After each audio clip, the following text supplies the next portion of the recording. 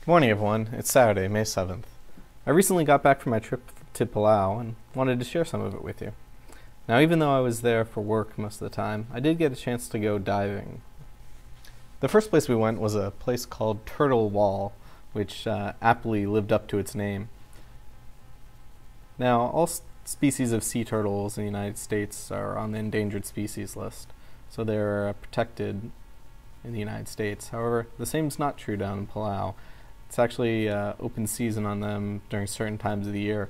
People actually kill them and make soups, but after seeing them swim around like this and seeing how cute they are, I can't understand how anyone would go out and hunt and kill them. Now, the Republic of Palau is a small island nation that's about a 2-hour flight from Guam. We work with them a lot with search and rescue and law enforcement, so I get the opportunity to fly down there once or twice a year. Now, their main industry is actually tourism, specifically people coming down to go scuba diving.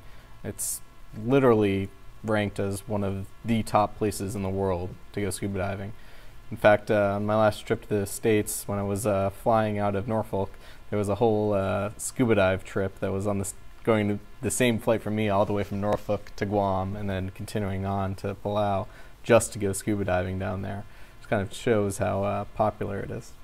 Now, I asked the dive master what made Palau so much better for diving than anywhere else in the world, and his answer was one word: currents. See, Palau is uniquely situated. There's a whole lot of islands very closely spaced together. Now, the currents in that area are also very strong. The islands help actually shape and funnel the currents into a very narrow portion. So when you go to those very narrow portions, all the nutrients in the water are all funneled into one tiny space. So all the tiny fish like to congregate in that place to get all of those nutrients, and the larger fish go after those smaller fish, and so on and so forth. Of course, that also means that the area is home to predators as well.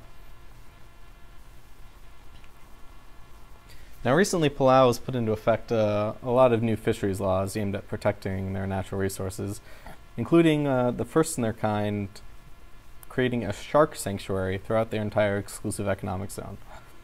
So it's illegal for anyone to catch, kill, or to harvest any sharks. Now, Guam and the CNMI have also recently introduced shark protection laws, and the U.S. is thinking about implementing it nationwide. However, that law hasn't quite taken effect yet. But have no fear, the sharks that were here weren't exactly large enough to be too much of a concern. They were nice to watch, floating around, and hopefully not getting too close to. And getting too close to wildlife is actually one of my pet peeves when I go diving. It's the commonly accepted tenet for responsible scuba divers that you're not supposed to do anything that could hurt, damage, interact, or harass with any of the wildlife. You don't touch any of the coral because it takes long to grow. You don't want to break pieces off. You always want to be careful about your buoyancy, so you stay off the reef so you don't affect anything. And you generally try and be as minimally invasive as possible, which is why when we saw these Japanese guys with their TV cameras, we were kind of disappointed. Clearly, based on the size of their cameras and everything, this was actually for TV.